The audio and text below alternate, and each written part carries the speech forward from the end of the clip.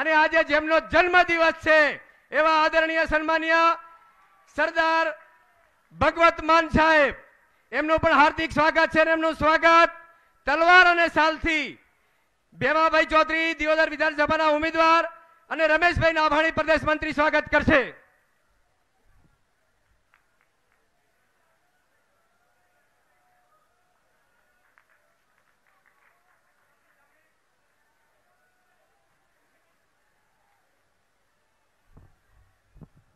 ખૂબ ખૂબ આભાર. એવા જ ખેડૂતોના હૃદય સમ્રાટ, સ્પષ્ટ વક્તા, ગુજરાતના ટાઈગર અને રાષ્ટ્રીય જોઈન્ટ સેક્રેટરી શ્રી ઈસુદાનભાઈ ગઢવીનું સ્વાગત હળ અને સાલ આપીને ડોક્ટર રમેશભાઈ પટેલ અને રમેશભાઈ નાભાણી કરશે.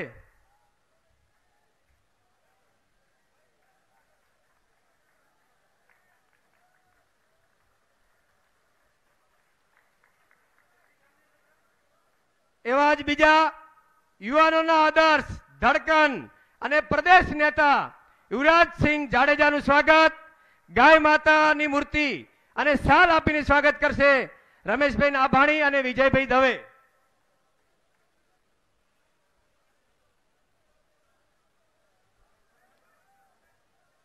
સાથે પાટણ વિધાનસભાના ઉમેદવાર લાલેશભાઈ ઠક્કર. ખૂબ ખૂબ આભાર, ધન્યવાદ. હવે હું આપણા ખેડૂતોના હૃદય સમ્રાટ, જેને આપણે ટાઈગરના નામથી ઓળખીએ છીએ, એવા ઈસુદાનભાઈને હું વિનંતી કરીશ કે આવો અને સૌને સંબોધન કરો.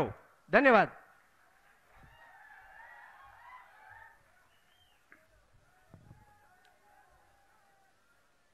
બે હાથ ઊંચા કરીને આપણે ભારત માતા કી જય બોલીશું.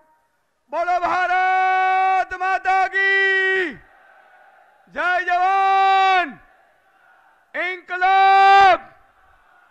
મિત્રો, આજે બનાસની ડેરી પર, ધરતી પર દિલ્હીના મુખ્યમંત્રી અને ગુજરાત જેમને ગેરંટી તરીકે ઓળખે છે એવા માનનીય અરવિંદ કેજરીવાલજી,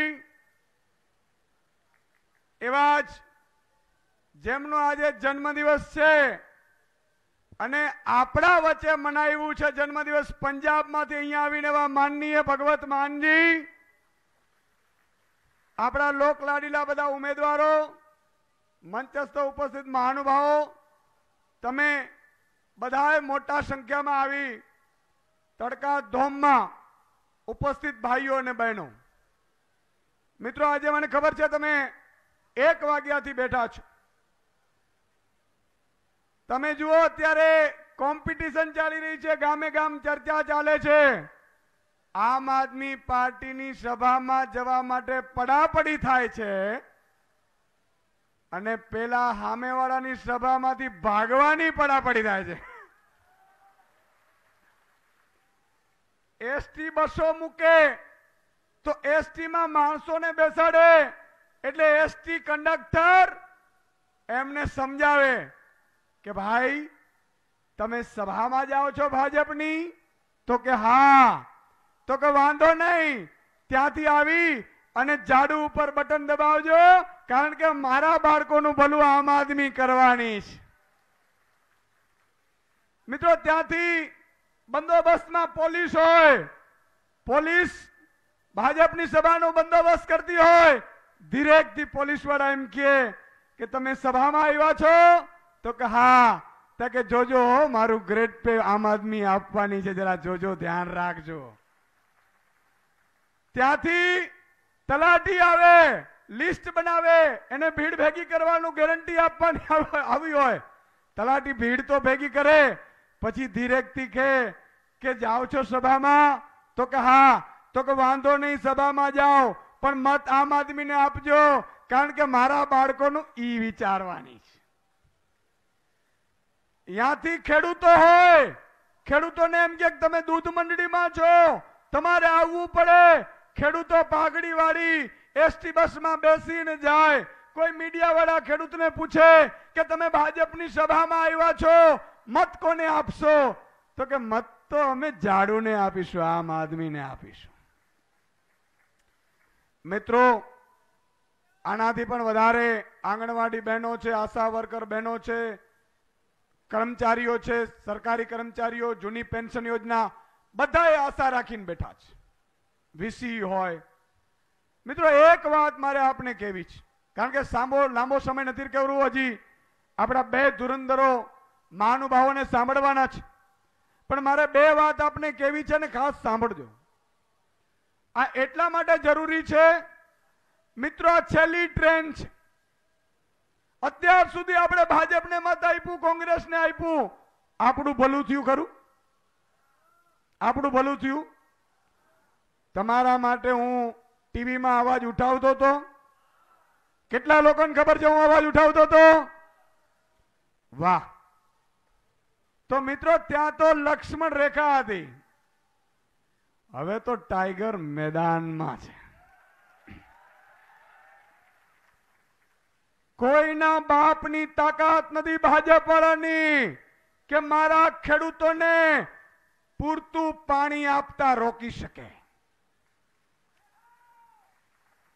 કોઈ ભાજપ વાળાની તાકાત નથી, કોંગ્રેસ વાળાની તાકાત નથી મારા ખેડૂતોને પૂરતા ભાવ આપતા રોકી શકે. મિત્રો, આ ચોમાસું ભાજપના રાજમાં છીએ. તમે એવી રીતે મતદાન કરજો ઝાડુને, આમ આદમીને, અરવિંદ કેજરીવાલજીને. આવતો ચોમાસું આપણી સરકાર હશે, તમારે ટ્રેક્ટર ભરીને કે ટ્રકો ભરીને માલ વેચવા જવું નહીં પડે, લેવા આવશે ને એ પોષણ સંભાવનાથી. મિત્રો, મારું સપનું છે ખેડૂતને ઉદ્યોગપતિ બનાવવું છે, પણ બનાવી કઈ રીતે શકાય? ખેડૂતને વીજળી પૂરતી મળવી જોઈએ. મળવી જોઈએ. 12 કલાક વીજળી આપીશું અને ઈ પણ દિવસે આપીશું. ખેડૂતને 1.5 વર્ષની અંદર, મને ખબર છે ઉત્તર ગુજરાતના ખેડૂતોને 1000 1200 ફૂટ પાણી છે. ચિંતા કરવાની જરૂર નથી. તમારા માટે લડનારો ભાઈ હવે રાજનીતિમાં આવ્યો છે ને, બુચસિયાઓને કાઢવા માટે આવ્યો છે. 1.5 વર્ષની અંદર તમારા તમામ ખેતરો સુધી સિંચાઈનું પાણી પહોંચી જશે. જો 3 પાક આપણે લઈ શકીએ એવી વ્યવસ્થા ઊભી કરી દેશું, વીજળી પૂરતી મળશે અને પછી ભાવ મળે, પછી કાંઈ ઘટે? પછી કાંઈ ઘટે? નાની સબસિડીઓ ખેડૂતોને જોતી નથી. ખેડૂતોને પૂરતા ભાવ આપો અને પહેલા જ વર્ષે કપાસ, મગફળી, ઘઉં, ચણા અને ચોખા, આ 5 પાક તમે વાવજો. ટેકાના ભાવે સંપૂર્ણપણે ખરીદી કરવાની જવાબદારી આમ આદમી પાર્ટીની સરકારની રહેશે સાહેબ. અને શરૂઆત 5 પાકથી થશે. 5 વર્ષની અંદર તમારા તમામ ફસલ આપણે લઈ લેશું. અને મેં કીધું એમ કે મિત્રો, 27 વર્ષ ભાજપને જોઈ લીધું, 32 વર્ષ કોંગ્રેસને જોઈ લીધું, પણ ખેડૂતોને હાથ જોડીને એમના પરિવારને વિનંતી કરું છું કે એકવાર આમ આદમી પાર્ટી ઉપર વિશ્વાસ કરજો. 70 વર્ષમાં તમારો વિકાસ નહીં થયો હોય ને, એ 5 વર્ષમાં કરીને આપીશું સાહેબ. મને ખબર છે પશુપાલકો છે એને પૂરતા દૂધના ભાવ નથી મળતા, કટકીઓ થાય છે, મંડળીઓમાં આમ તેમ થાય છે, ફેટમાં ગડબડો થાય છે, આવું બધું થાય છે. થાય છે ને? ચિંતા કરવાની જરૂર નથી. આ બધા માટે તો રાજનીતિમાં આવ્યા છીએ. મિત્રો, ભાજપ વાળા જો આ બધું કામ કરી દેત ને, તો મારા જેવાએ ખરેખર રાજનીતિમાં આવવાની જરૂર પણ નહોતી.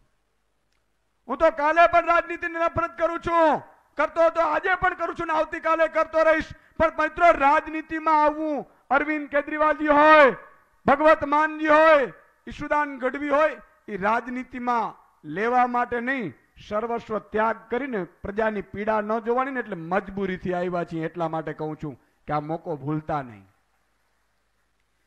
મિત્રો, ખેડૂતોની વાત થઈ, મહિલાઓની મારે વાત કરવી છે. માતા બેન દીકરીઓ 18 વર્ષથી ઉપર છે, દરેક માતા બેન દીકરી એક ખાતું ખોલાવી લે બેંકનું. શું કામ?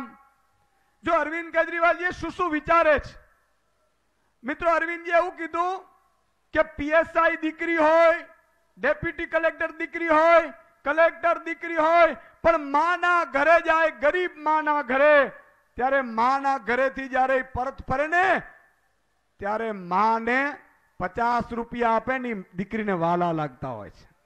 સાચું કે નહીં? સાચું કે નહીં? અને એટલા માટે મિત્રો અરવિંદજીએ નક્કી કર્યું છે 18 વર્ષથી ઉપરની દરેક મહિલાના ખાતામાં મહિને 1000 રૂપિયા નાખી દેવામાં આવશે. મિત્રો ભાજપને આપણા મિત્રો કોઈ હોય તો એને ઘરે જઈને વિનંતી કરીને કહેજો કે બાપ હવે તું ભાજપ છોડ, તારા કારણે 3000 તેલનો ડબ્બો હું ખાઈ રહ્યો છું, તારા કારણે 1100 રૂપિયા ગેસનો સિલિન્ડર છે, જો ભૂલથી તું ભાજપને મત આપીશ તો 5000 રૂપિયો તેલનો ડબ્બો થવાનો છે. મિત્રો આવી ભૂલ કરવી છે તો મારે આપને વિનંતી કરવી છે, ભાજપ વાળાને વિનંતી કરજો અને ખાતરી આપજો કે ભાજપને મત આપીશ તો CR પાટીલના દીકરો કે અમિત શાહનો દીકરો મોટો થશે, કોંગ્રેસને મત આપીશ તો સોનિયા ગાંધીજીનો દીકરા મોટા થશે, પણ જો તું આમ આદમીને આપીશ તો ભાજપનો કાર્યકર્તા છે, 1 માર્ચથી વીજળી બિલ આ આમ આદમીનો સૈનિક ભરશે, એમ કહી દેજો તમે મિત્રો. 1 માર્ચથી વીજળી બિલ ફ્રી થઈ જાય. તમે વિચાર કરો, મહિને શિક્ષણ આપણી સારી સ્કૂલો બની જાય, ખાનગીને ટક્કર મારે એવી ગામો ગામ બની જાય, તો આપણે શિક્ષણનો ખર્ચો ન કરવો પડે. વીજળી બિલ 4300 સુધીનું આવતું હશે, એ ફ્રી. પછી દરેક 18,000 ગામોમાં અને શહેરોમાં મિત્રો મહોલ્લા ક્લિનિક બનાવીશું. કોઈ પણ પ્રકારની દવા, કોઈ પણ પ્રકારનો ટેસ્ટ સંપૂર્ણ ફ્રી. એટલે એ ખર્ચ બચી ગયો. એક મિત્રો અરવિંદ કેજરીવાલજીને આશીર્વાદ કેમ મળ્યા ખબર છે? આ ગુજરાતમાં આટલા લોકપ્રિય કેમ છે? એક દાખલો આપું. ડીસાની બજારમાંથી આપણે જાતા હોઈએ, આપણો અકસ્માત થાય, માથામાં વાગી જાય, કોઈ ઉપાડીને હોસ્પિટલ લઈ જાય, એનો ઋણ ભૂલી શકીએ ખરા? ભૂલી શકીએ? અને એમાંય માત્ર ગરીબ માણસ હોઈએ આપણે, આપણા ખિસ્સામાં રૂપિયો ન હોય, ખાનગી હોસ્પિટલમાં 108 બોલાવીને લઈ ગયો હોય અને પછી એમ કે સુદાનભાઈ તમે ચિંતા ન કરતા, ડોક્ટરને મેં કહી દીધું છે, લાખનું બિલ આવે કે 2 લાખનું બિલ હું ભરી દઈશ. એવું કોઈ કે આપણે ડીસાના બજારમાંથી જતા હોય પડી જઈએ તો એનો ઋણ જિંદગીભર ભૂલી શકીએ? મિત્રો અરવિંદ કેજરીવાલજી દિલ્હીમાં 7 વર્ષની સરકાર છે, દિલ્હીમાં કોઈનો પણ અકસ્માત થાય, ઇવન ભાજપના કાર્યકર્તાનું નોકરે નારાયણને અકસ્માત થાય દિલ્હીમાં, ખાનગી હોસ્પિટલમાં લઈ જવામાં આવે, જે લઈ જાય ઉપાડીને એને 5000 રૂપિયા ઇનામ આપવામાં આવે કે ભાજપના કાર્યકર્તાનો જીવ બચાવવા માટે કામ કર્યું. તમે જોજો સરકાર કેવી છે, સરકાર કેવી હોય. એને ખાનગી હોસ્પિટલમાં લઈ જવામાં આવે અને મિત્રો 1 લાખનું બિલ આવે કે 1 કરોડનું બિલ આવે, અહીંયા નરેન્દ્રભાઈ કે અમિતભાઈ ચૂકવતા નથી. ભાજપનો કાર્યકર્તા હોય ને તોય અરવિંદ કેજરીવાલજી 1 કરોડના બિલ ચૂકવે છે. આનું નામ સરકાર કહેવાય. આવી વ્યવસ્થા અહીંયા કરવી છે. કોઈ પણ જગ્યાએ ગુજરાતમાં અકસ્માત થાય, ખાનગી હોસ્પિટલમાં લઈ જવામાં આવે અને 1 કરોડ રૂપિયા સુધીનું બિલ મિત્રો આમ આદમીની સરકાર આવશે ને તો ચૂકવી દેશે, તમારે ચિંતા કરવાની જરૂર નથી. આ વ્યવસ્થા કોને જોઈએ છે? હાથ ઊંચો કરો એટલે મને ખબર પડે. હવે મારે તમને કહેવું છે કે આવી વ્યવસ્થા દિલ્હીમાં થઈ એટલે લાખો આશીર્વાદ મળ્યા. આજે આ વ્યવસ્થાની ઘરે ઘરે માહિતી તમારે પહોંચાડવાની છે. બરોબર છે? વધારે ન કહેતા બેરોજગારો માટે મિત્રો 3000 રૂપિયા સુધીનું બેરોજગારી ભથ્થું, જ્યાં સુધી એને નોકરી ન મળે. તમે જુઓ આમ આદમીને શું કામ મત આપવું જોઈએ? ભાજપ વાળા શું કરે છે? 27 વર્ષના કામ ઉપર મત નથી માંગતા. ભાજપ વાળા કામ ઉપર મત માંગવા જાય તો શું કે કે અમે 6000 સ્કૂલો બંધ કરી, તમે અમને મત આપો, બીજી 6000 બંધ કરીશું. બહેનો પાસે મત માંગવા જાય એટલે એમ કે બહેનો અમે તમારા ભાઈઓ છીએ, 350 ના ગેસનું સિલિન્ડર હતું, તમે અમને મત આપ્યા, 1100 કર્યા, હવે મત આપો એટલે 1800 કરીએ. પેટ્રોલ ડીઝલમાં માંગવા જાય યુવાનને કે યુવાન તમે મને મત આપો, 62 રૂપિયા ડીઝલ પેટ્રોલ ના 100 કર્યા, હવે મત આપી દો એટલે 150 કરી દઈએ. આ કમળ ગટ્ટાઓ આજ કરી શકે કે નહીં? મોંઘવારી વધી ગઈ છે મિત્રો. એટલા માટે કહું છું કે એક વિનંતી છે, મારે વધારે ન કહેતા, આપને રિક્વેસ્ટ કરીશું હાથ જોડીને કે આ બધી જે ભ્રમણા ફેલાવશે, હમણાં ભ્રમણા ચાલુ કરીશ, ખબર? ફલાણાનો વિડીયો લઈ આવો, ઢીકડાનું લઈ આવો, આમ કરી નાખો, તેમ કરી નાખો, 2-4 બબુચકને ઉભા કરી દો, નારા લગાવડાવો. મારે એમ કેવું છે કે નારા લગાડવાનારોને કેવું છે કે શું ગુજરાતમાં તમે ભ્રષ્ટાચાર મુક્ત શાસન આપી શકશો ખરા? ભાજપ આપી શકે ભ્રષ્ટાચાર મુક્ત શાસન? મિત્રો, એક જ આમ આદમી પાર્ટી આપી શકે. અને અરવિંદ કેજરીવાલજી ગુજરાતમાં ન આવી શકે એટલા માટે સીબીઆઈ, ઈડી, ઇન્કમ ટેક્સ બધાને લગાડી દીધા. આજે મનીષ સિસોદિયાજીની ધરપકડ કરી છે. અહીંયાથી આપણે સંદેશ આપવો છે કે મનીષજી તમે એકલા નથી, ડીસા અને સમગ્ર ઉત્તર ગુજરાત તમારી સાથે છે, પણ એના માટે આપણે ગેરંટી આપવી પડે. મનીષજીને સમર્થન કરવું જોઈએ કે ના કરવું જોઈએ? તો 100 વ્યક્તિ જોડીને સમર્થન કરવું છે. ભાજપ વાળાને ખબર પડે કે આ તો ઉલટી ગંગા શરૂ થઈ. મિત્રો, મનીષજીને એટલા માટે ધરપકડ કરી છે કે તમારા બાળકનું સારું શિક્ષણ ન આપી શકે, પ્રચાર ન કરી શકે. તો આપણે એક ગેરંટી આપીશું, 100 વ્યક્તિ જોડીશું. સાચું કે નહીં? હાથ ઊંચા કરીને મને વચન આપો, કેટલા લોકો 100 વ્યક્તિ જોડશે? પાકું? મિત્રો, ભૂલથી પણ જો ભાજપને મત ગયું ને તો પેપર ફૂટશે, ધ્યાન રાખજો. પછી ઈશુદાનભાઈ પાસે રાડું પાડવા આવતા નહીં કે ઈશુદાનભાઈ ફરીથી પેપર ફૂટ્યું, કારણ કે મોકો હતો ત્યારે આપણે ગુમાવી દઈએ છીએ. ફરીથી ખેડૂતને ભાવ નહીં મળે, વીજળી નહીં મળે, પાણી નહીં મળે. આજે લોલીપોપો આપશે, ભરમાતા નહીં, આ ચૂંટણી લક્ષી લોલીપોપ છે. પણ મારે આપને એક વાત કેવી છે કે ભાજપે રૂપિયા બહુ ભેગા કર્યા છે. એક મતના 10,000 રૂપિયા આપવાના છે. કેટલા? કેટલા બોલો? એક મતના 10,000 રૂપિયા આપવાના છે, એવું મેં સાંભળ્યું છે. 5 મત હોય ઘરમાં તો 50,000 રૂપિયા એકવાર આપશે. હું કહું છું લઈ લેજો રૂપિયા. રૂપિયા લઈ લેજો. દારૂની બોટલનું હું કહેતો નથી, કાંઈ મારાથી ન બોલાય, પણ રૂપિયા લઈ લેજો. ચવાણું ખવડાવે તો લઈ લેજો, ઈ ગાડીમાં બેસાડે તો લઈ લેજો, પણ મત જાડો. જીતેગા ભાઈ, જીતેગા, જીતેગા ભાઈ, જીતેગા. એક છેલ્લો નારો. ભાજપ વાળા એમ કહે છે કે રૂપિયા ક્યાંથી લાવશો ને શું કરશો ને ફલાણું ઢીકડું ને, તો એક કાન ખોલીને તમારે એને કહેવાનું છે. દિલ્હીમાં કર્યું છે, પંજાબમાં કર્યું છે. चित्ते की चाल, बाज की नजर और केजरीवाल जी की गारंटी पे कभी संदेह नहीं किया करते. बोलो भारत माता की इनकलाब. ખૂબ ખૂબ આભાર ઈશુદાનભાઈ.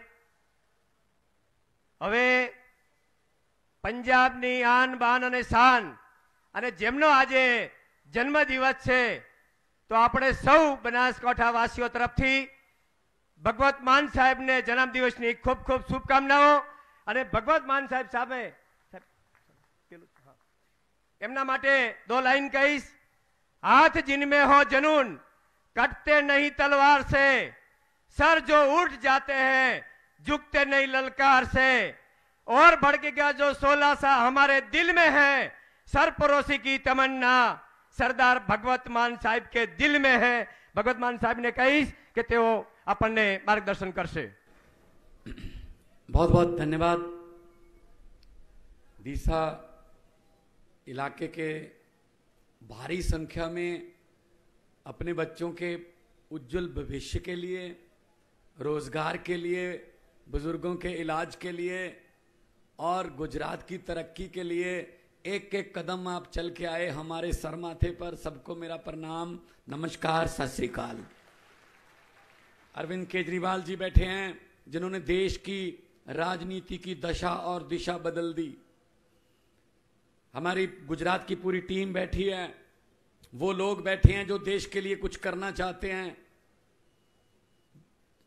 वो लोग बैठे हैं जिनको पैसे कमाने की इच्छा नहीं है. राजनीति को धंधा बनाने नहीं आए हम इनका धंधा बंद करने आए हैं, जिन्होंने राजनीति को धंधा बना रखा है.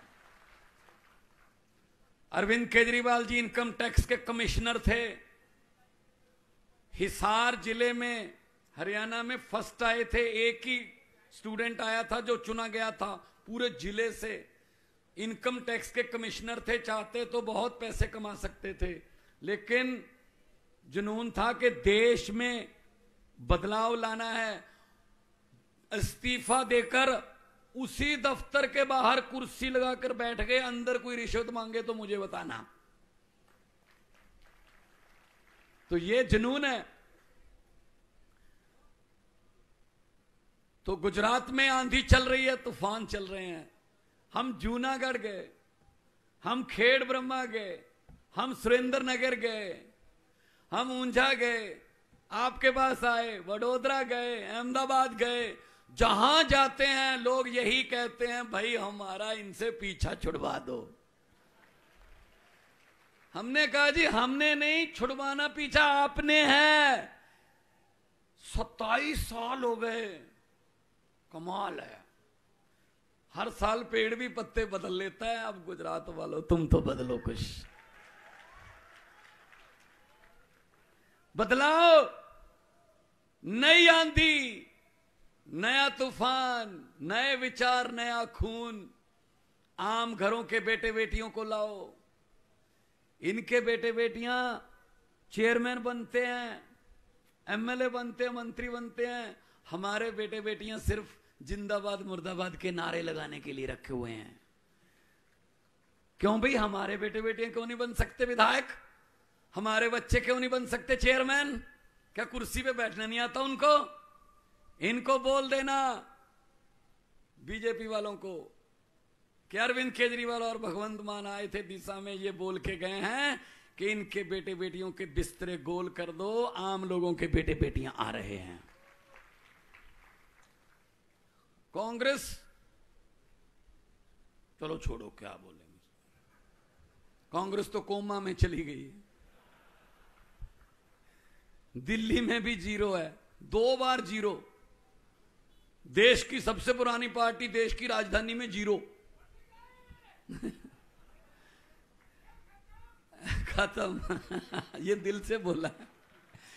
जहां पर राहुल गांधी जी रहते हैं, सोनिया गांधी जी रहते हैं, इनके बड़े बड़े नेता रहते हैं, जिस इलाके में, वो नई दिल्ली विधानसभा है.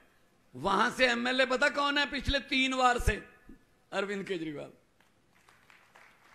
चलो खुद तो वोट नहीं देते होंगे, लेकिन उनके घर पे काम करने वाले, माली, रसोई वाले, सब आम आदमी पार्टी को वोट देते हैं, क्योंकि वो अंदर से इनको जानते हैं कि कैसे हैं ये, कि कौन कौन आता है घर पे, आपस में कैसी मीटिंग होती है 12 बजे, सीक्रेट मीटिंग, तुम ये कर लो, तुम वो कर लो. हम वो वाले नहीं. हम तो भाई, कोई हमें कहता भाजपा की बी टीम है, कोई कहता कांग्रेस की बी टीम है. हम टीम हैं, लेकिन जनता की ए टीम है. हम पब्लिक की ए टीम है. पंजाब में 7 महीने हुए हैं सरकार बने हुए. 7 महीने में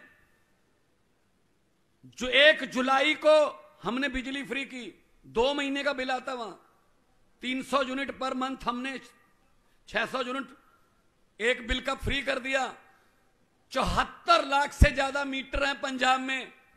अभी जो बिल आया है उसमें 50 लाख से ज्यादा लोगों का बिल जीरो आया है. 0। आपके यहां भी आ सकता है, दिल्ली में 0 आता है। दिल्ली में भी पहले ऐसा होता था, बिजली टाइम पे आए ना आए बिल आता था। अब बिजली आती है, बिल नहीं आता। ये सच्ची नीयत वाला आदमी कर सकता है। कोई खजाना खाली नहीं होता। खजाना खाली पब्लिक के लिए, बस इनके बेटे बेटियों के लिए कोई खजाना खाली नहीं है। तो मैं तो यही कहने आया हूं आपको। अभी हमारे यहां 14, 15, 16 अक्टूबर को पंजाब पुलिस के पेपर हुए, constable, sub inspector, head constable. लाखों बच्चे इम्तिहान देके आए हैं, एक भी पेपर फूटा नहीं है। यहां दिल्ली में पेपर नहीं फूटता, क्योंकि पेपर फूटा सपना टूटा। और यहां पेपर फूटने के अलावा कोई काम ही नहीं है। मुझे तो पता चला 2015 से सब पेपर, अभी बीबीए का, बीकॉम का पेपर फूटा है। फिर युवाओं का दिल टूट जाता है कि क्यों पढ़ाई करें यार, पेपर फूटता है, बड़े बड़े लोग जो हैं वो पास हो जाते हैं। तो मैं तो यही कहने आया हूं कि बदलाव, परिवर्तन। मुझे एक युवा मिला, मैंने कहा गुजरात वालों को क्या चाहिए? कहता जी चेंज। मैंने कहा जी चेंज कौन है? कहता जी आम आदमी पार्टी। मैंने कहा कांग्रेस चेंज नहीं है? कहते नहीं जी कांग्रेस चेंज नहीं, कांग्रेस तो एक्सचेंज है। वो तो किसी के 4 काम हो गए इधर से खरीद लो, किसी के 5 काम हो गए इधर चले गए। वो तो मतलब विधायक बेचने वाली कंपनी बन चुकी है। गोवा में बिक गए, महाराष्ट्र में बिक गए, कर्नाटका में बिक गए। तो वोट खराब मत करना। बिकने का मतलब है वो आपके वोट की कीमत डाल रहे हैं, वोट की। और वोट की कोई कीमत नहीं होती। ये शहीदों ने, भगत सिंह, राजगुरु, सुखदेव, चंद्रशेखर आजाद जैसे शहीदों ने जवानी में फांसी के रस्से चूम कर हमको वोट देने का अधिकार लेके दिया है। इसको बेकार मत करना, बेकार मत करना। और शहीद भगत सिंह, उनको कभी भी ये चिंता नहीं थी आजादी आएगी या नहीं आएगी। उनको पक्का पता था आजादी आएगी, लेकिन उनको चिंता थी आजादी के बाद देश कौन से हाथों में जाएगा। वो चिंता सही साबित हुई। देख लो 75 साल हो गए, अंग्रेज अभी शर्मिंदा हैं कि हमारे बुजुर्ग 200 साल में उतना नहीं लूट सके हिंदुस्तान को जितना इन्होंने लूट लिया खुद। ये 500 करोड़ का घोटाला, ये 5000 करोड़ का घोटाला, इतने बड़े बड़े घोटाले कि लोगों के भी दिमाग ऊपर उठा दिए। 5-7 करोड़ के घोटाले की तो हम भी खबर नहीं पड़ते। कोई छोटा मोटा चोर होगा, बड़ी बात कर यार, इतना पैसा खा गए ये। मैं तो जब से होश संभाला है, सुबह 9 बजे 15 अगस्त को लाल किले से भाषण सुनता आ रहा हूं। भाई साहब वही भाषण, अफसरों का लिखा लिखाया, रटा रटाया, बेरोजगारी पे चिंता व्यक्त, आतंकवाद पे थोड़ी ज्यादा चिंता व्यक्त, महंगाई पे बहुत ज्यादा चिंता व्यक्त। कहते जी नमस्कार, ये था 15 अगस्त। अरे मेरे देश के वारसों, अब तो लाल किले के कबूतरों को भी भाषण याद हो गए होंगे। अगर हमारी किस्मत नहीं बदल सकते, कम से कम भाषण तो बदल लो। भाषण भी वही चल रहा है, क्यों बदलें? अपने आप बारी आ जाती है। तो आओ इनको ही बदल डालें हम, इनको बदल डालो। एक बटन दबाकर जो क्रांति आ रही है, एक बटन दबाकर झाड़ू वाला। पंजाब में क्रांति आई, दिल्ली में क्रांति शुरू हुई। पहले हम ये कहते थे कि ये 8 साल पुरानी पार्टी है, 2 राज्यों में सरकार है, 10 राज्यसभा के मेंबर हैं। अब एक लड़के ने मेरे साथ फोटो करवाई, उसने ऐसे कर लिया। मैंने कहा ये क्या है? कहते ये गुजरात है। कहते 3 हो जाएंगे अब। तो ये तो फिर आपका फैसला है, जनता का फैसला है। वोट डालने जाओगे, वोट डालकर ये सोच लेना कि आज बच्चों की किस्मत चमका के आए हैं झाड़ू वाला बटन दबा के, वरना 27 साल हो गए, 5 और चले जाएंगे, क्या करोगे? तो पंजाब से बहुत से लोग आते हैं यहाँ, आप उनसे पूछ लेना। दिल्ली में आपके दोस्त मित्र रहते होंगे, उनसे पूछ लेना। हम जो कहते हैं वो करते हैं, हम जो कर नहीं सकते वो कहते नहीं हैं।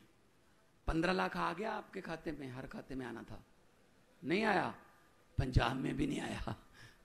15 लाख की बात छोड़ो, जो हमारे घर में 2-4 हजार रुपया पड़ा था खर्चे वर्चे के लिए, नोटबंदी करके वो भी ले गए निकाल के। भाई साहब, लाइन में कौन लगा? गरीब लगा ना लाइन में, दिहाड़ी छोड़ के। किसान लाइन में खड़ा था, गरीब रिक्शे वाला खड़ा था।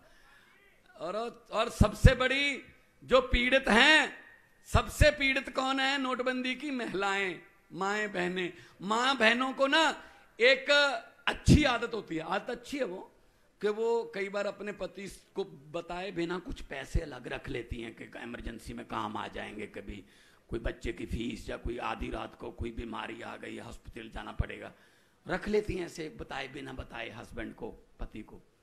अब भाई साहब रातों रात नोट बदल दिए, सुबह ना बता सकती हैं ना छुपा सकती हैं। बताती हैं तो झगड़ा होता है, पति कहता कहाँ से आए ये पैसे, नहीं बताती तो कागज बन जाएंगे, बैंक खुद जा नहीं सकती। मैंने जब पंजाब में एक जनसभा में बोल दिया, तो मैं जब गाड़ी में बैठने लगा, माएँ बहनें आई, मेरे सर पे हाथ रख के आशीर्वाद दिया और कहा, बेटा ये नोटबंदी वाली बात बिल्कुल सच्ची है, माइके से बदलवा के लाई हैं। ये हालत है। क्या नोटबंदी से आतंकवाद खत्म हो गया? नोटबंदी से क्या भ्रष्टाचार खत्म हो गया? सब वही चल रहा है। तो आओ इकट्ठे होके झाड़ू। मुझे पत्रकारों ने पूछा आपने आंधी कैसे रोक दी? मैंने कहा कौन सी आंधी? बीजेपी की। दिल्ली और पंजाब में आंधी कैसे रोक दी? मैंने कहा बीजेपी का चुनाव चिन्ह क्या है? बोले कमल। मैंने कमल कहां उगता है? कहता कीचड़ में। मैंने कहा हमारा चुनाव चिन्ह क्या है? बोले झाड़ू। मैंने कहा झाड़ू क्या करता है? कहता कीचड़ की सफाई। मैंने कहा हमने झाड़ू से कीचड़ की सफाई कर दी, कमल उगे ही नहीं दिल्ली और पंजाब में। अभी कल ही आप इनका हालत देख लो। कांग्रेस का एक मंत्री था, घोटाले करता था खूब, 5 साल उसने घोटाले किए। हमने उस पर उसका नाम अभी जांच में डाला था कि इसकी जांच करो, तो बीजेपी में चला गया। बीजेपी में चला गया तो लेकिन हमने कहा जी इसका मतलब ये नहीं है कि बीजेपी में चले गए तो साफ हो गए। बीजेपी कोई कपड़े धोने वाली मशीन नहीं है कि दाग धो देगी, तो ये तो होगी। कल क्या किया? 1 करोड़ रुपया लेके, 1 करोड़ की बात कर ली, 50 लाख रुपया लेके विजिलेंस के पास आ गया कि मेरा नाम इसमें से निकाल दो। भाई साहब, जो 1 करोड़ रुपया नाम निकालने का दे रहा है, कितने करोड़ खाए होंगे उसने? तो विजिलेंस ने वहीं पकड़ लिया, भाई साहब आज जेल में है वो। ये है ईमानदारी। कितने खाए होंगे उन्होंने? तो मैं तो यही कहता हूं, जहां भी जाता हूं, ये आएंगे जैसे ईशुदान भाई बोल रहे थे, पैसा बहुत है इनके पास लूटा हुआ, आएंगे आपके पास। अभी आपके दिन थोड़े आने वाले हैं, अभी आपको हाथ जोड़ने वाले हैं, ये आएंगे पैसे लेके। मेरी हाथ जोड़ के बेनती है दिशा वालों, अगर ये पैसे लेकर आए आपके पास, मना मत करना, लक्ष्मी है, आने दो, अपनी ही है। कुछ तो नोट भी पहचान लोगे कि ये तो वही नोट है यार जो पहले भी मेरे पास ही होता था, वहां कहीं बस इनके घरों में जाते हैं ये। हाँ, वो लेकर बोल देना कि हाँ, और वोट वाले दिन जैसे दिल्ली और पंजाब में होता है, कर देना कि हाँ। जो जो समझ गए वो ताली बजा सकते हैं, बाकियों को माफ है। अरे क्या समझदार लोग हैं सर, क्या समझदार लोग हैं।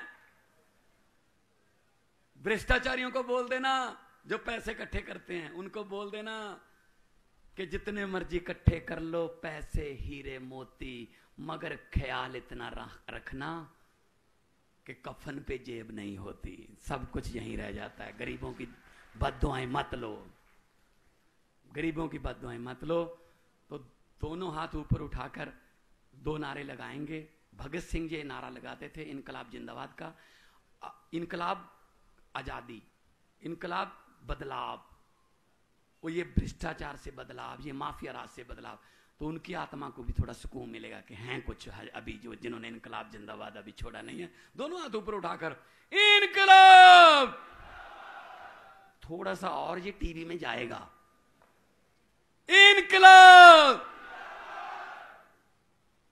भारत माता की वंदे, जय जवान जय जवान, बोले सो निहाल। बहुत बहुत धन्यवाद, आपने इतना प्यार सत्कार से मुझे सुना। बहुत बहुत तरक्की हो, तंदुरुस्ती हो। ખૂબ ખૂબ આભાર સરદાર ભગવત માન સાહેબનો કે ખૂબ સરસ એમને આપણને માર્ગદર્શન આપ્યું। હવે આપણા દેશને આઝાદ થયાને 75 વર્ષ પૂરા થયા છે અને દેશને ડોક્ટર બાબા સાહેબ આંબેડકરજીએ જે બંધારણ બનાવીને આપ્યું છે, ડોક્ટર બાબા સાહેબનું સપનું હતું, ભગતસિંહનું પણ એક સપનું હતું કે દરેકને સારામાં સારી મફત શિક્ષણની વ્યવસ્થા મળવી જોઈએ, દરેકને સારામાં સારી આરોગ્યની સુવિધા મળવી જોઈએ, દરેકને સારા રોડ રસ્તા લાઇટ અને પાણી મળવું જોઈએ। એ ડોક્ટર બાબા સાહેબ અને ભગતસિંહનું સપનું માનનીય અરવિંદ કેજરીવાલજીના સાનિધ્યમાં પૂરું થવા જઈ રહ્યું છે। ત્યારે હું બે શબ્દો કહીશ। केजरीवाल जी क्यों गुजरात आना पड़ा है? निराशा में आशा का दीप जलाने आए हैं, सुन पड़े हैं उदास मन में, शोर मचाने आए हैं, क्यों डरी हुई है जिंदगी, ये तुझे बचाने आए हैं। अरविंद केजरीवाल जी ने कही कि तेओ संबोधन करे। सब लोग आई लव यू टू।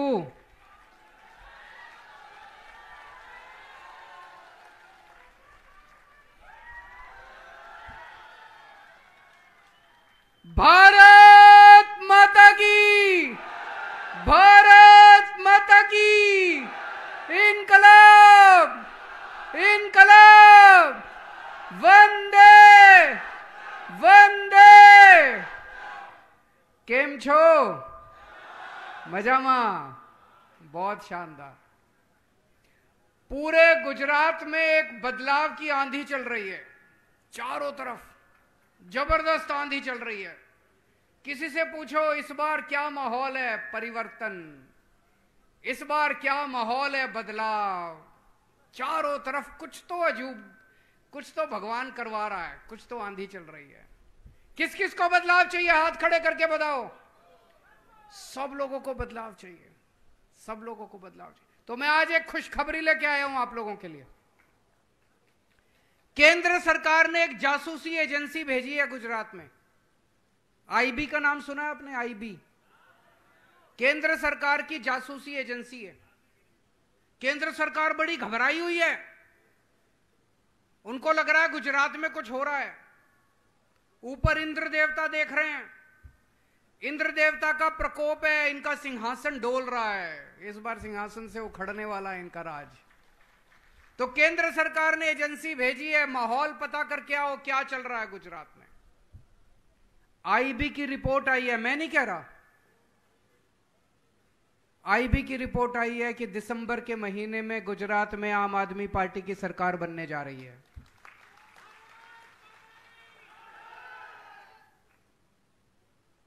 पर उसमें यह भी लिखा है रिपोर्ट में, सरकार तो बन रही है अभी, लेकिन बड़ी किनारे पे है, मार्जिन पे। 90-92 सीट आ रही है, 90-92। एक बार जोर का धक्का मार दो सारे जने मिलके। 1.5 महीना बचा है, 1.25 महीना, 50 दिन बचे हैं। जोर का धक्का मार दो सारे जने मिलके, 150 से कम सीट नहीं आनी चाहिए। 150 सीट आएगी तो स्थिर सरकार बनेगी, पक्की सरकार बनेगी। सारे काम करेंगे जो काम 70 साल में नहीं हुए, जो काम 27 साल में नहीं हुए, सारे काम करेंगे। स्कूल बनवाएंगे, अस्पताल बनवाएंगे, बिजली मुफ्त करेंगे, रोजगार देंगे बच्चों को, सारे काम करेंगे। एक बार 150 सीट दे के देखो, भाजपा को जिंदगी भर भूल जाओगे आप लोग। तो सरकार तो बन रही है। 8 दिसंबर को नतीजे आएंगे, 15 दिसंबर को सरकार बनेगी। सबसे पहला काम क्या करना है? भ्रष्टाचार खत्म करना है। करना है कि नहीं करना है? भ्रष्टाचार इतना हो गया गुजरात में, लूट लिया इन लोगों ने,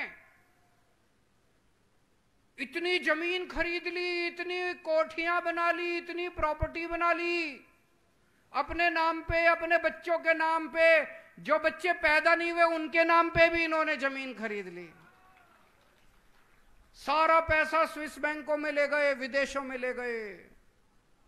कहते हैं गुजरात सरकार घाटे में चल रही है। अरे घाटे में कैसे चल रही है यार? हमारी दिल्ली सरकार तो घाटे में नहीं चल रही है, हमारी तो ईमानदार सरकार है, हमारी तो फायदे में चल रही है। गुजरात कैसे घाटे में चल रहा है?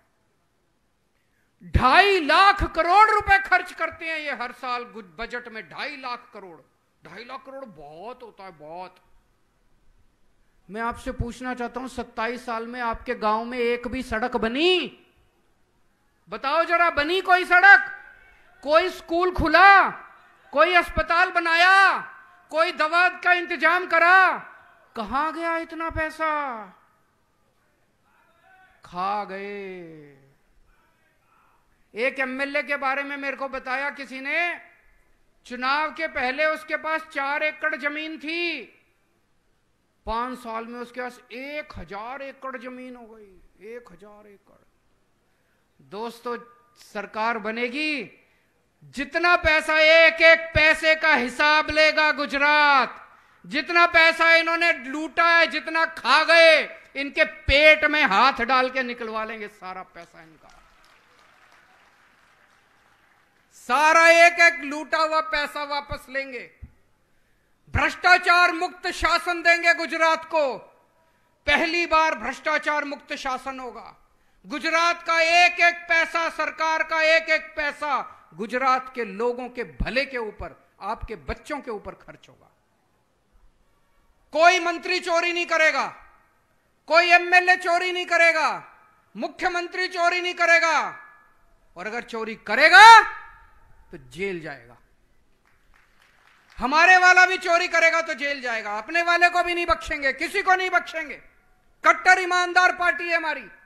अभी अभी भगवंत मान साहब ने पंजाब में अपने हेल्थ मिनिस्टर को जेल भेजा है। कभी सुना था अपने मिनिस्टर को जेल भेजते हुए? कट्टर ईमानदार पार्टी है, अपने को भी नहीं बख्शेंगे। हमारा बेटा भी अगर गलत काम करेगा, हमारा भाई भी गलत काम करेगा, छोड़ेंगे नहीं उसे। भ्रष्टाचार मुक्त शासन देंगे। अभी आप दफ्तर जाते हो, जाति प्रमाण पत्र बनवाने, बिजली कनेक्शन लेने, कुछ भी काम कराने पैसे देने पड़ते हैं। देने पड़ते हैं कि नहीं देने पड़ते? कोई पैसे, 15 दिसंबर के बाद कोई पैसे नहीं देने। पंजाब में सारा काम लोगों का बिना रिश्वत के होता है। दिल्ली में सारा काम लोगों का बिना रिश्वत के होता है। गुजरात में 15 दिसंबर के बाद रिश्वत खत्म, भ्रष्टाचार खत्म। जो पैसे मांगेगा, कोई हिम्मत करेगा पैसे मांगने की, वो जेल जाएगा। भ्रष्टाचार खत्म होगा तो खूब पैसा बचेगा। फिर गुजरात सरकार घाटे में नहीं होगी, खूब पैसा होगा, खूब पैसा होगा। उस पैसे से क्या करेंगे? सबसे पहला काम करेंगे, आपकी बिजली मुफ्त कर देंगे। होनी चाहिए कि नहीं होनी चाहिए? 1 मार्च से पूरे गुजरात के लोगों की बिजली मुफ्त, 0 बिजली का बिल आएगा। पहले दिल्ली में 0 बिजली का बिल आता था, अब पंजाब में भी 0 बिजली का। 0 मतलब 0, उसमें 0 लिखा होता है, कितने पैसे देने हैं 0। तो हमने पंजाब में, दिल्ली में पुराने सारे बिल माफ कर दिए। किसी का 70,000 का बकाया था, किसी का सारा पुराना माफ कर दिया। मौजूदा बिजली फ्री कर दी, लोगों के 0 बिजली के बिल आते हैं। 24 घंटे बिजली आती है, 24 घंटे बिजली, 0 बिजली का बिल। यह दुनिया में पहली बार हुआ है। 24 घंटे बिजली, चमत्कार है ये, चमत्कार, मैजिक। और ये चमत्कार केवल केजरीवाल को करना आता है। ऊपर वाले ने मुझे आशीर्वाद दिया है, ऊपर वाले ने मेरे को वरदान दिया है, केवल केजरीवाल कर सकता है ये चमत्कार। ना कांग्रेस कर सकती, ना बीजेपी कर सकती, कोई पार्टी नहीं कर सकती। पहले दिल्ली में किया, फिर पंजाब में किया, अब गुजरात के अंदर लोगों को 24 घंटे बिजली मिलेगी और 0 बिजली का बिल आएगा। दूसरा काम करेंगे, हर महिला के अकाउंट में 1000 रुपए, 18 साल से ऊपर की हर माँ, बेटी, बहन, हर एक के अकाउंट में 1000 रुपए डालेंगे हर महीने। कुछ लोग मेरा मजाक उड़ाते हैं, महिलाओं को पैसे क्यों दे रहे हो?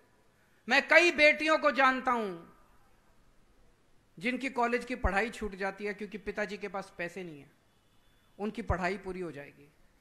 मैं कई माओं को जानता हूं, बेटी आती है ससुराल, ससुराल से मायके, मां का मन करता है थोड़े से पैसे रख दो उसके हाथ में, मां को पति की तरफ देखना पड़ता है, बेटे की तरफ देखना पड़ता है। अब उसको देखना नहीं पड़ेगा, अब मां कमरे में जाएगी, केजरीवाल ने जो 1000 रुपए दिया वो निकाल के लाएगी और अपनी बेटी के हाथ में रख देगी। अगर किसी घर में 2 महिलाएं हैं 18 साल से ऊपर, हर एक को 1000 अलग मिलेंगे, 2000। किसी के घर में 3 महिलाएं हैं, हर एक को अलग अलग मिलेंगे, 3000 रुपए मिलेंगे। मैं अपनी सारी मां बहन बेटियों को कहना चाहता हूं, હવે તમારે चिंता करवानी जरूरी નથી, તમારો ભાઈ આવી ગયો છે। दिल्ली में हमने शानदार स्कूल बना दिए। एक आदमी क्या चाहता है?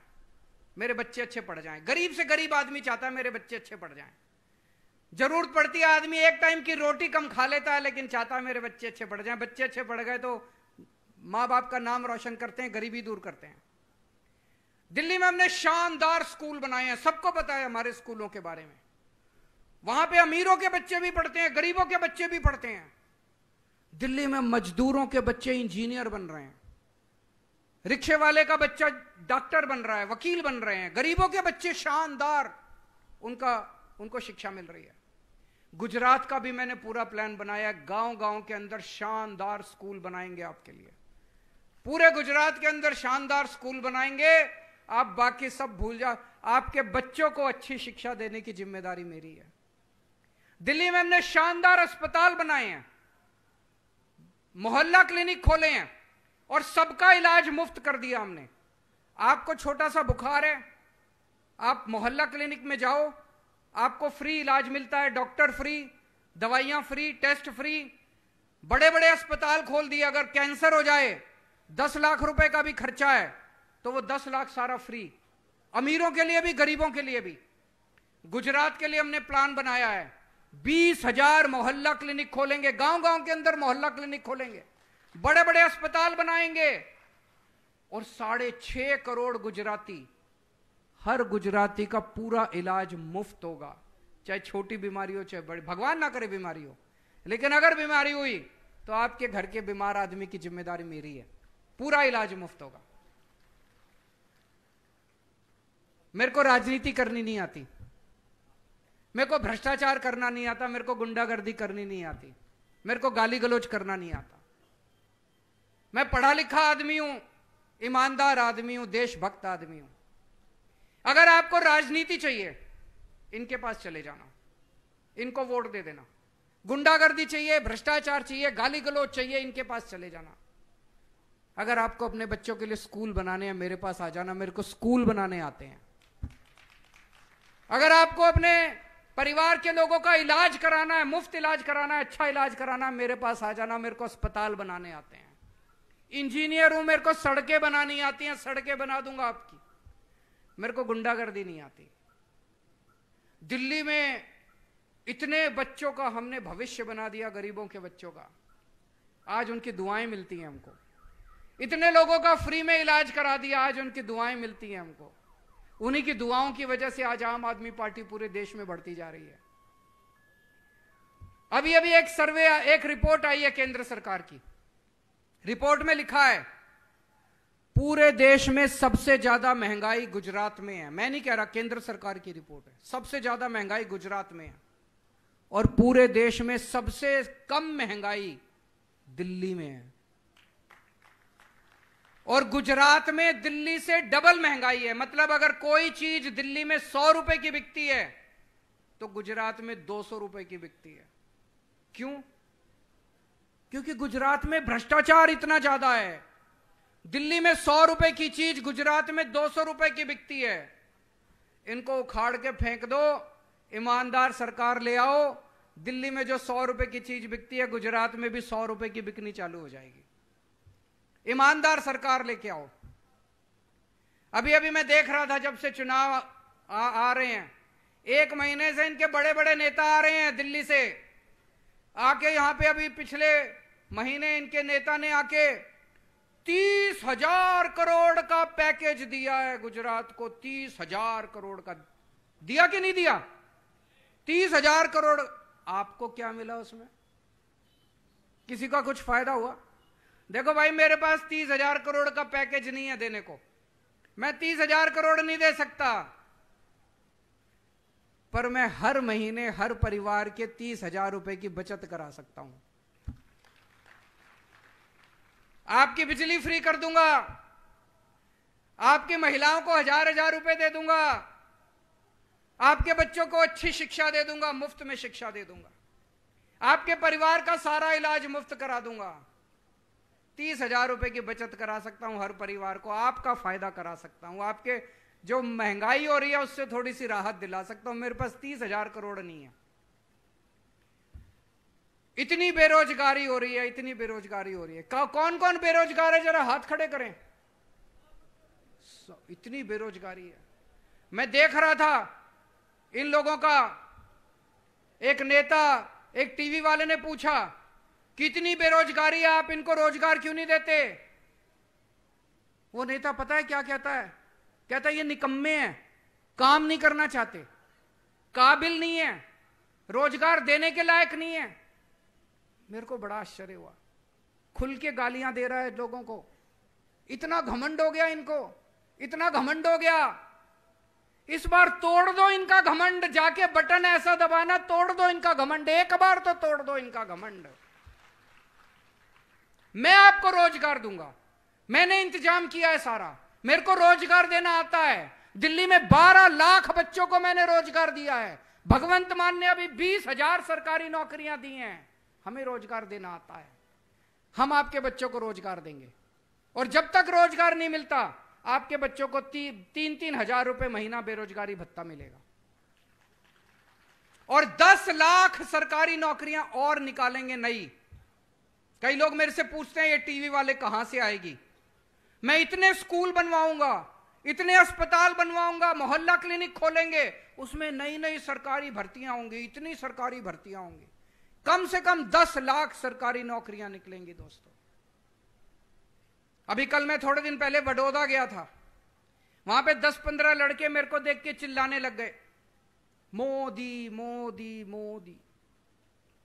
मैं उनको कहना चाहता हूं, बेटा जिसका नारा लगाना है लगाओ, मेरे को कोई दिक्कत नहीं है, मैं तुमको मना नहीं करूंगा, लेकिन एक बात देख लेना, तुमको रोजगार तो केजरीवाल ही देगा। तुम्हारे घर की बिजली भी मुफ्त तो केजरीवाल ही करेगा, तुम्हारे बच्चों का भी स्कूल का इंतजाम केजरीवाल ही करेगा, और कोई नहीं करने वाला। फिर मैंने उन लड़कों को बुलाया, मैंने कहा 27 साल हो गए, इन्होंने क्या दिया तुमको, क्यों नारे लगा रहे हो? कहता है जिन्होंने पैसे दिए थे नारे इसलिए लगा रहे हैं, वोट तो आपको ही देंगे।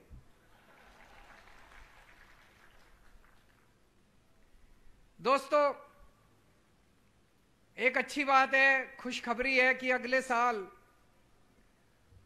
भगवान राम का भव्य मंदिर, रामलला का मंदिर अयोध्या में बनके तैयार हो जाएगा। कौन कौन जाना चाहता है रामलला के दर्शन करने के लिए? सब जाना चाहते हैं, लेकिन कई बार पैसे की कमी हो जाती है, आना जाना रहना, होटल में वहां रहना, पैसा नहीं होता। पूरा परिवार को लेके जाओ तो और भी पैसा लगता है। दिल्ली में हमने योजना शुरू करी है, दिल्ली में हम लोगों को फ्री में तीर्थ यात्रा कराने ले जाते हैं अयोध्या जी की। स्पेशल ट्रेन चलवाई है हमने, मैं स्टेशन छोड़ने जाता हूं लोगों को, जब वापस आते हैं उनको लेने जाता हूं, इतने खुश होते हैं, इतना आशीर्वाद देते हैं। आपको सबको भी अयोध्या जी के फ्री में दर्शन करा के लाऊंगा मैं। तो दोस्तों, पूरे गुजरात के अंदर जैसे मैंने बताया एक बदलाव की आंधी चल रही है। ये लोग कह रहे हैं डबल इंजन की सरकार। अब डबल इंजन की सरकार नहीं चाहिए, नया इंजन ले आओ। मार्केट में नया इंजन आया है, नई पार्टी आई है, नई पार्टी, नए चेहरे, नई सोच, नई राजनीति। इस बार एक बार नई पार्टी को वोट देके देखो। अगर हम काम नहीं करें 5 साल एक मौका मांगने आया हूं आपसे, एक मौका दे दो बस। अगर हम काम नहीं करें अगली बार आपसे वोट मांगने नहीं आऊंगा मैं। और एक और चैलेंज है, आपके दोस्त होंगे दिल्ली में, रिश्तेदार होंगे दिल्ली में, फोन करके किसी से भी पूछ लेना दिल्ली में केजरीवाल कैसा काम कर रहा है। अगर दिल्ली में कोई कह दे कि हम केजरीवाल से खुश नहीं हैं, मेरे को गुजरात में वोट मत देना। चैलेंज है दोस्तों।